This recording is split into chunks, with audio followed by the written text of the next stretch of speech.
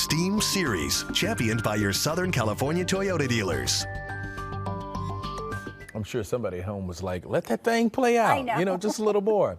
And it's time for this week's STEAM Series, and our focus this morning is science. CBS 2's Pat Harvey introduces us to a young biologist who shows us what happens after you submit a COVID test swab. From the nose, into a tube, into the trunk, then onto the lab. It's never boring, it's never stagnant, you're always learning. Alexandria Lee is lab manager at Innovative Health Diagnostics in Irvine. This lab works to detect all kinds of conditions, cancers, fertility issues, and infectious diseases. The most requested test over the past several months, PCR detection of COVID-19.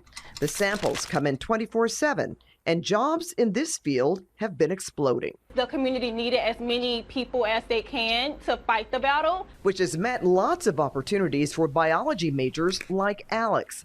Just 1 month after getting her bachelor's degree, she had a job offer. And she wasn't alone. With such high demand for testing, recent graduates were able to get more jobs that wouldn't have been available to them.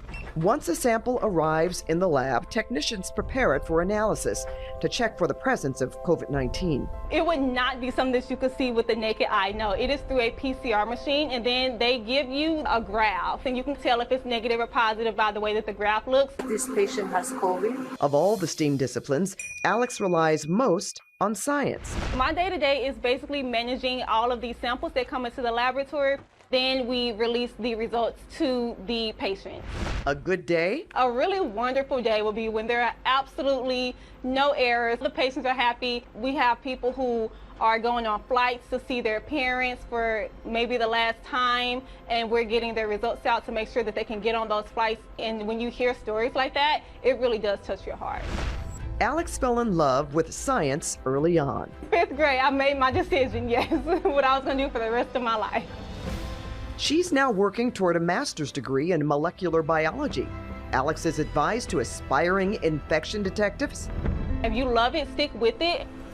Don't go where the money goes. Go where your heart goes, the money will follow.